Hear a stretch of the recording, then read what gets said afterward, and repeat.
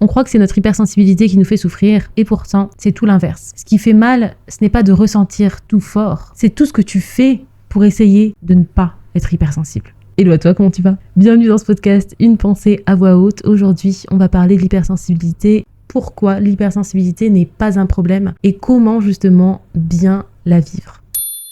Quand tu te retiens de pleurer, quand tu dis ça va juste pour être forte, parce qu'il faut être forte, quand tu portes un masque pour être plus normale comme les autres, eh bien tu t'éloignes de toi. Tu t'éloignes de ton hypersensibilité, mais tu t'éloignes surtout de ce lien avec toi-même. Et c'est là, en fait, que la douleur s'installe. C'est pas tant ce que les gens disent, c'est pas tant le fait que tu ne sois pas ce que tu penses qu'il faudrait être, c'est réellement le fait d'être éloigné de toi-même, de ta vraie essence, de ton être profond. Chaque fois que tu caches ta sensibilité, que tu mets de côté ce que tu peux réellement ressentir, ton cerveau, qu'est-ce qu'il enregistre? Ce que je ressens n'est pas valable. Moi, comme je suis, ce n'est pas suffisant, ce n'est pas assez, ce n'est pas valide. Alors ça renforce une faible estime de toi-même, ça renforce l'anxiété, ça renforce une dévalorisation de toi-même. Et en ce faisant, tu creuses encore plus l'écart entre ton vrai toi, l'être profond que tu es mais que tu caches, et l'image que tu donnes aux autres. Mais ce n'est pas ton hypersensibilité qui détruit ta confiance, c'est le rejet de toi-même. C'est dans tous ces moments où tu vas te rejeter, te nier dans tes ressentis, dans tes sensations, dans tes émotions, dans ce que tu peux vivre à l'intérieur. Quand tu vas mettre sur un piédestal les autres et que toi tu vas te rabaisser, t'écraser, c'est le rejet de toi-même tous les jours qui t'use et qui t'enferme. Donc si réellement il y a un problème, ce n'est pas ton hypersensibilité, mais c'est le combat permanent que tu mènes contre elle et donc contre toi. Alors aujourd'hui, je vais te parler de 3 shifts puissants, 3 angles différents par lesquels tu peux voir ton hypersensibilité, qui peuvent bousculer, parce qu'on va changer la manière de voir les choses, et le mental peut être contre ça. Mais pourtant, ces shifts vont vraiment te permettre de comprendre pourquoi tu souffres autant, et comment commencer à sortir de cette souffrance. Et si tu restes avec moi jusqu'au bout, je t'assure que tu ne verras plus ton hypersensibilité de la même manière. Le regard que les autres posent sur toi, c'est le regard que tu poses sur toi-même. Donc leurs remarques résonnent avec ce que tu crois déjà de toi-même. Je suis de trop, je suis faible, je devrais être différente. Ce n'est pas leurs mots qui font si mal. Oui, les gens peuvent être très très violents et oui, c'est pas des choses à dire, on est bien d'accord là-dessus, ok? Mais ta voix intérieure peut venir amplifier leurs remarques et donc amplifier les émotions liées à ces remarques et les croyances surtout que tu as de toi-même.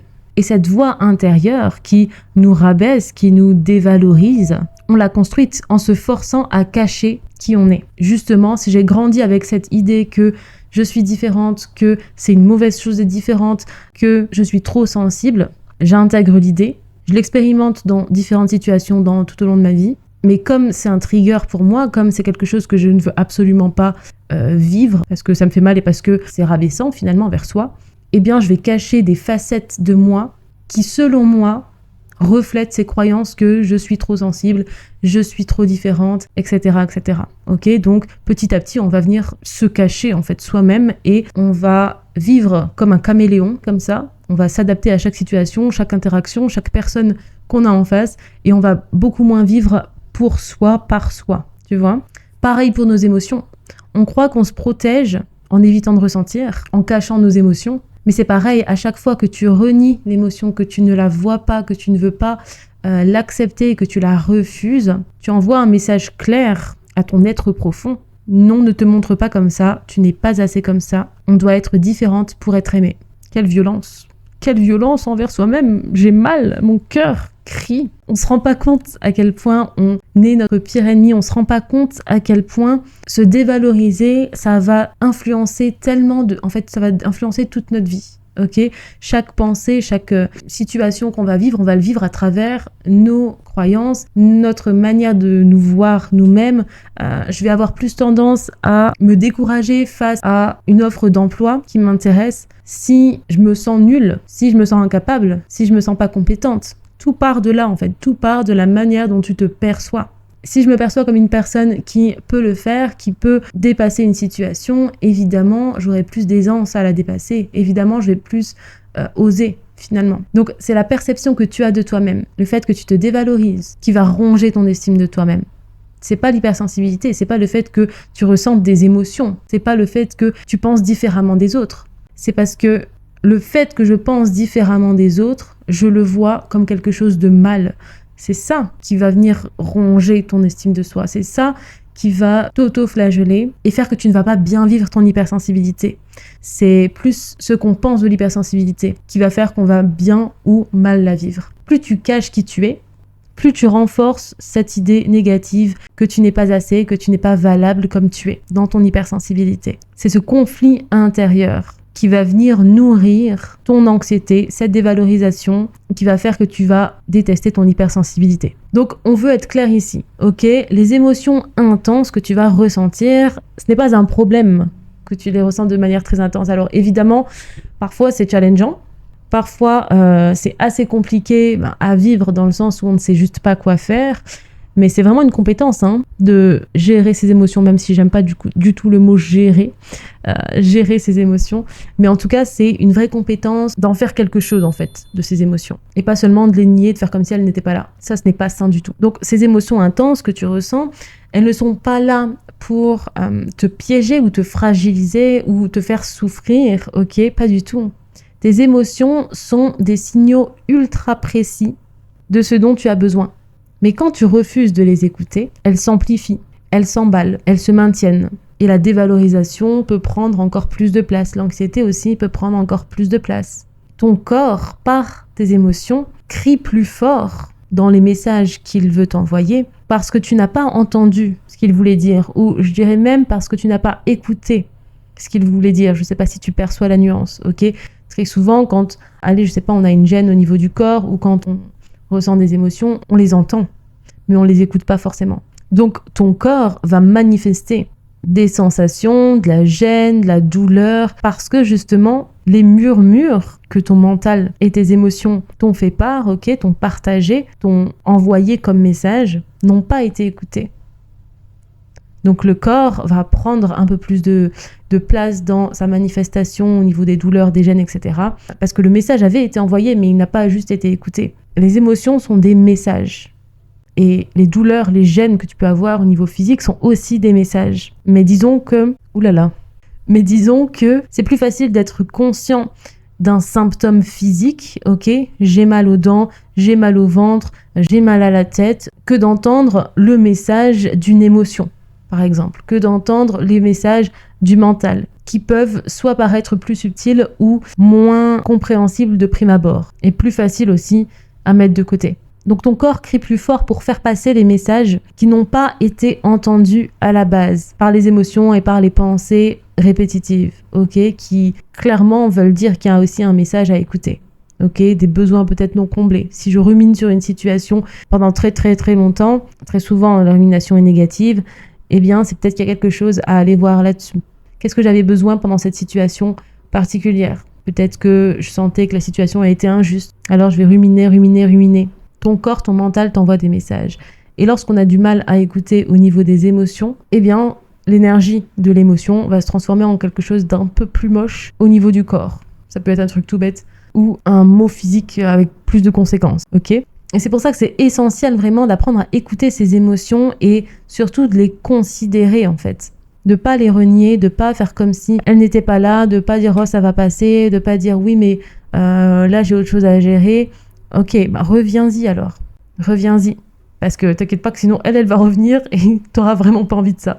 Je rigole mais c'est tellement pas drôle en plus quand ça revient. Donc vraiment on veut comprendre que quand on arrête de se battre contre soi-même, contre ce que l'on ressent, contre nos émotions, eh bien l'émotion redevient ce qu'elle a toujours été finalement, un message. Ok, un message à décoder et non pas quelque chose à contrôler, à nier, à cacher sous le tapis. Ok, c'est comme quand ton téléphone vibre. Tu as le choix. Tu peux paniquer en pensant que c'est une mauvaise nouvelle et donc ne pas regarder la notification, tourner ton téléphone, le mettre dans une autre pièce parce que c'est trop angoissant de voir cette nouvelle-là. Ou simplement prendre du recul sur ce que tu peux penser que c'est. Ok, on ne sait jamais. Peut-être qu'au contraire c'est une bonne nouvelle. Je vais regarder le message pour décider quoi faire. Ton émotion, c'est exactement la même chose. Ce n'est pas un danger. c'est une information à lire, à décoder parfois, parce que c'est pas forcément si simple de comprendre le message derrière. Mais en tout cas, on veut le comprendre, c'est simplement un message. Mais j'irai même plus loin d'ailleurs en disant que cette émotion, justement, c'est la notification que tu reçois sur ton téléphone, ok? Si tu refuses de l'ouvrir, elle part pas pour autant. C'est quand même un message à ouvrir, c'est quand même une information non lue finalement. Mais la notification, elle est là, elle peut même te déranger avec un son qui retentit à chaque minute. Bref, elle reste quand même là. Mais dès que tu la lis, tu comprends ce qu'elle veut dire et tu peux choisir justement comment répondre finalement. Et c'est justement là, dans ton hypersensibilité, quand tu comprends la fonction de l'émotion, quand tu comprends le message derrière de l'émotion, tu passes de « je suis trop sensible » à « j'ai en fait un outil hyper puissant qui me permet de comprendre ce qui se passe dans ma vie et ce que je peux mettre en place. » C'est justement un radar en fait, un radar qu'on veut apprendre à utiliser. C'est notre plus grand don, ok? C'est vraiment quelque chose qu'on veut remercier, qu'on veut honorer, qu'on veut utiliser. Un outil à part entière, ok? Parce que le fait que tu ressentes intensément les choses, c'est exactement la raison pour laquelle tu comprends autant les autres aussi dans tes interactions sociales. Parfois, les gens n'ont même pas besoin de parler que tu comprends qu'il y a quelque chose à creuser. Tu comprends qu'ils sont mal. Tu comprends aussi même ce dont ils ont besoin, sans même qu'ils le disent. Tu as cette capacité à apporter de la nuance aussi, là où les autres ne voient que du noir ou que du blanc. Et il y a tellement de gens qui se passent de leurs émotions, qui s'en coupent en fait finalement, qu'ils passent aussi justement à côté de leur intuition, de leur créativité, de leurs vrais besoins. Et j'ai même envie de dire de leur vie. Oui, parce que si une émotion est ressentie à maintes reprises, qu'elle n'est pas écoutée, donc finalement je ne sais même pas ce dont j'ai besoin profondément dans mon être, bah, je vais nier ce dont j'ai besoin et donc je vais faire ma vie comme ça sans prendre en compte ce critère-là qui pourrait justement me permettre de m'épanouir en fait dans ma vie aussi. Et quand je parle d'émotion ici, je parle même d'ailleurs de ce que ton intuition te dit en fait aussi. En tant qu'hypersensible, toi tu as une palette de ressentis infinie. Tu perçois toutes les nuances de couleurs, ok? Alors oui, ça peut faire mal parfois, on va pas se mentir. Et ça peut épuiser aussi. Mais c'est aussi ça qui te rend vivante, authentique et capable de créer des liens vraiment tellement profonds. Donc ton hypersensibilité, c'est vraiment intéressant, plus intéressant de le voir comme un moteur, comme un outil, pas comme un frein.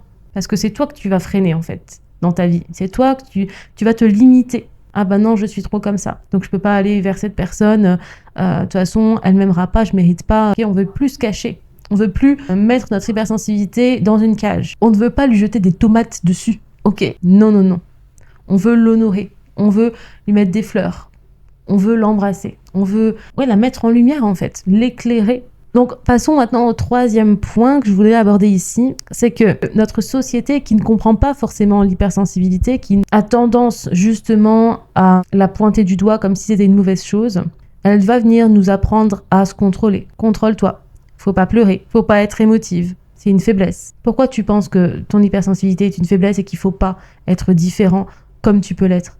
Parce que tu as été justement bombardé de croyances de la sorte, en fait, sans même te rendre compte. Ce qu'on a cru finalement, c'est que pour être accepté, il fallait se rabaisser. Rabaisser cette partie de nous qui pourtant existe. Il fallait finalement nous anesthésier dans nos ressentis, dans nos sensations, dans notre hypersensibilité, qui est pourtant un don.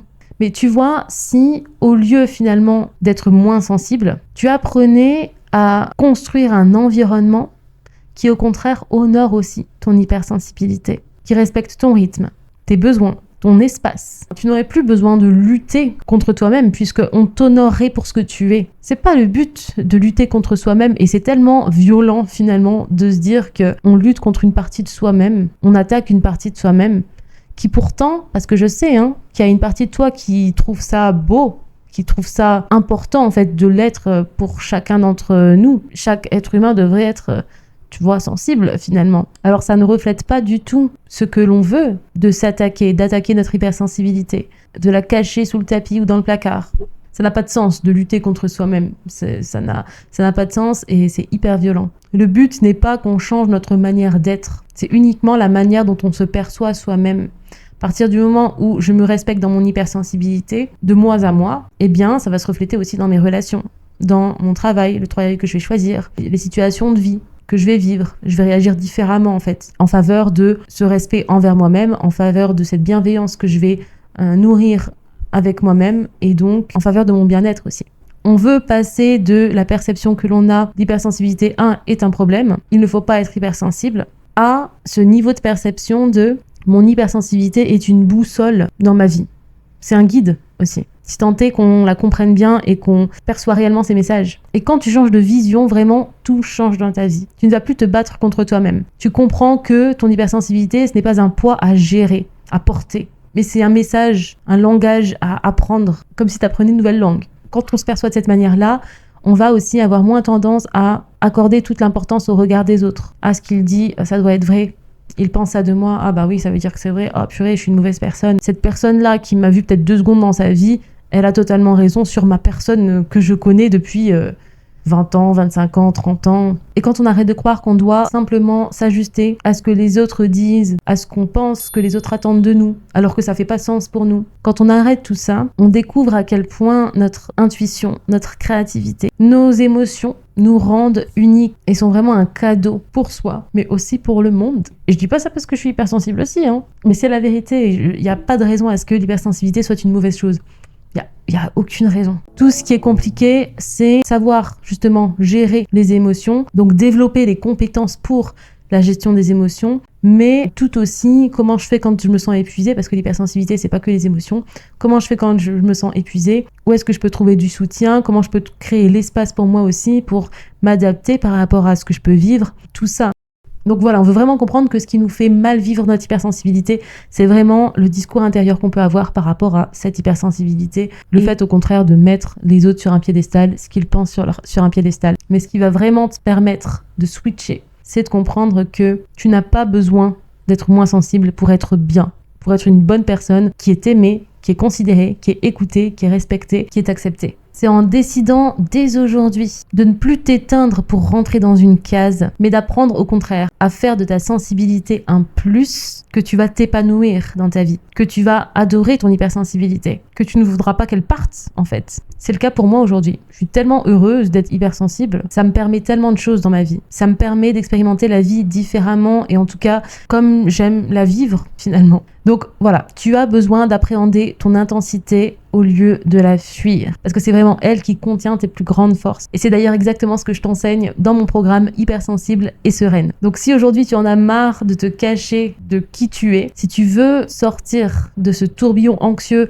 retrouver une joie, un épanouissement au quotidien dans tes relations, sans avoir à être une autre personne que toi, c'est exactement l'espace qu'il te faut. Donc dans ce programme, tu vas apprendre à décoder tes émotions au lieu de les subir, reconstruire une estime de toi-même solide et sur le long terme, et te créer un quotidien où ta sensibilité devient ton super pouvoir, sans lutte intérieure constante, ok? Le lien est dans la description si tu veux nous rejoindre, et d'ici là, souviens-toi, chaque fois que tu caches tes larmes et tes ressentis, tu caches une partie de toi-même. Mais chaque fois que tu t'autorises à ressentir et à accepter et à travailler ces ressentis-là, tu honores ta belle personne, ta sensibilité et tu redeviens entière, tu retrouves cette connexion avec toi-même, avec ta lumière. C'était Cyrielle, je te retrouve tout de suite dans le programme ou à la semaine prochaine pour une nouvelle vidéo. Ciao, ciao.